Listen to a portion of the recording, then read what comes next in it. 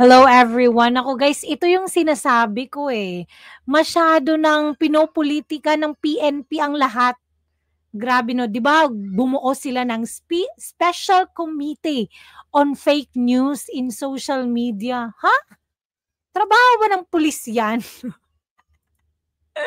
Grabe guys, grabe. Panoorin natin 'to ha.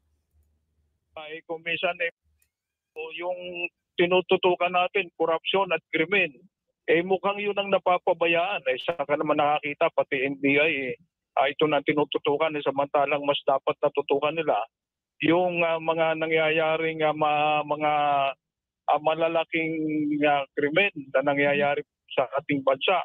At ito naman kapulisan natin, kung minsan madidinig natin mukhang mukhang masyadong napupolitika na ang ating Philippine National Police. Ito yan.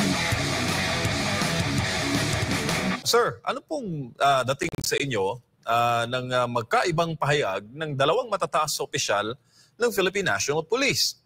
Abay, sinasabi po ngayon ni PNP Chief General Romel Marbil na wala naman daw kidnapping, wala yung pagdukot sa pagdukot sa mga negosyante, wala rong ganun. Sabi naman ni General Fajardo, isang abogado at PIO chief, tumaas naman daw ang kaso ng kidnapping. Nakakalito. Kanino po tayo maniniwala, Sir Jig, sa mga pahayag nito ng matataas opisyal ng pambansang pulisya? Napakahirap pong paniwalaan kasi yung mga nadidinig natin. Pero unang-una po, nais nating ipahayag muna ang ating pong mahigpit na pagkundina dito po sa mga nangyayaring itong kidnapping. Lalo na po yung pinakahuli yung nangyari po kay Mr. Anson Key na ikinukonekta po nila sa Pogo. Sa Pogo na naman. Alam naman natin na noong 2019, marami talagang kidnapping cases na ikinonekta nila sa Pogo. Di ba wala na yung Pogo? Ang sabi nila wala na. At dapat imbisigan nilang maigi kung ito ba talaga konektado sa Pogo, pagkat kami po sa bahagi po natin, hindi po tayo naniniwala. Ang problema lang ito po mga nangyayaring itong kidnapping cases, nagbibigay po, nagdudulot po ng takot. Lalo na po sa ating mga negosyante. Kaya siguro kinakailangan po yung ating gobyerno, maglunsad po sila ng talagang decisive action para mahinto po itong ganitong mga nangyayari sa ating bansa sa ngayon. Opo, lalo pat dapat reassuring no ang mga pahayag ng ating pong pambansang pulisya. Pero nauna pong sinabi ni former PNP Chief now Senator Ronald Bato de la Rosa na hindi raw po pala magmamatter no kung kahit anong datos o sabihin ng top honcho ng PNP kung hindi naman daw ito tugma sa public perception. Kayo po sa CCW, ano ho ba ang persepsyon ng inyong pong mga miyembro at ng taong bayan sa kasalukuyang lagay po ng ating bansa? Ganon din po ang ating persepsyon. Ang mahirap po kasi kung nawawala na po ng tiwala ang taong bayan. Hindi natin alam, baka hindi lamang po itong mga nangyayari na nababalitaan natin na kidnapping cases. Meron din po mga incidents na hindi na nila nire-report pagkat wala na silang tiwala sa ating pong mga namumuno, lalo na po sa ating mga autoridad, na dapat sana sila yung gumagawa ng mga hakbang. Napakarami na po mga reported na incidents na mga nawawala. Hindi lamang po mga negosyante, kundi maging mga kabataan at iba pang individual.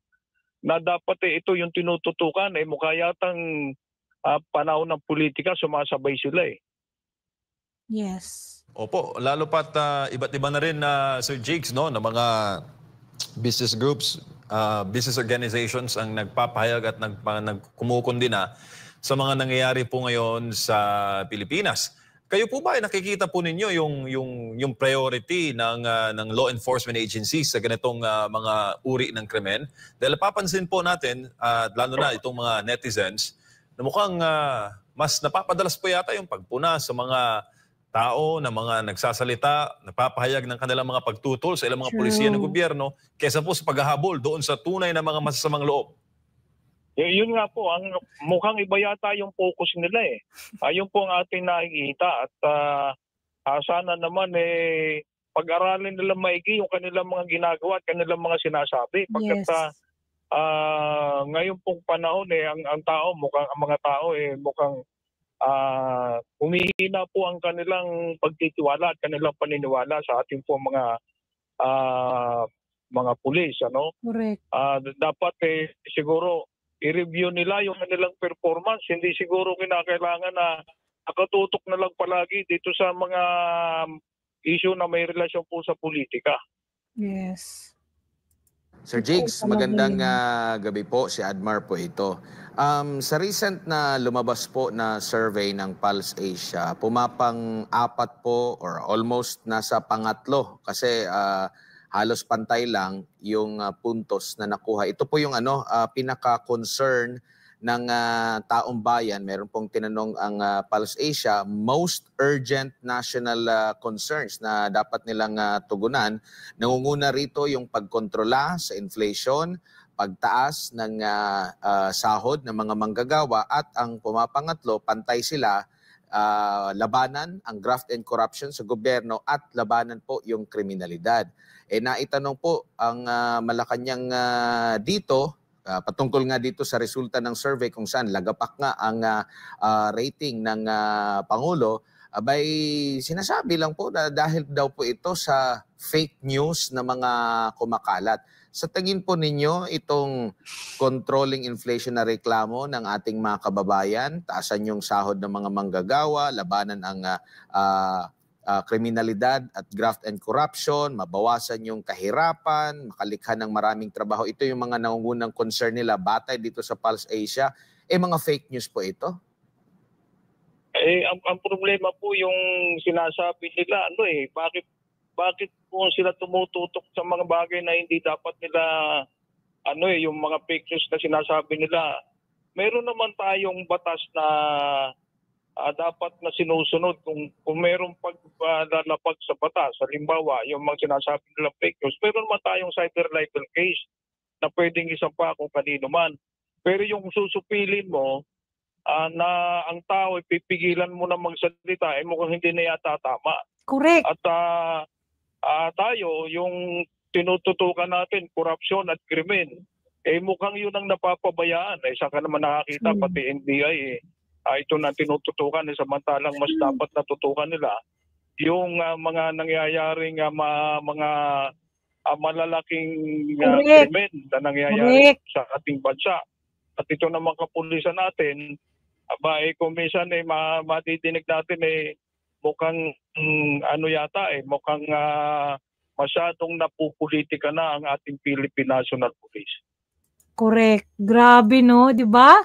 Mismong mga NBI, dapat yung malalaking kaso ng krimen yung ginagawa or inaasikaso, pero hindi, guys. PNP, NBI silang lahat, guys. Sobrang busy na sugpuin yung fake news. Grabe. Yung tanong, wala naman talagang fake news. Yung iba lang talaga gumagawa ng, alam mo yung mga paraan para masabi talaga na merong fake news. Pero yung iba lang talaga, guys, is hindi lang talaga nila gusto or hindi sila satisfied sa administrasyon. Kaya ganun. Kaya guys, anong masasabi nyo? Kayo nang maghusga sa PNP natin ngayon. Nako, grabe.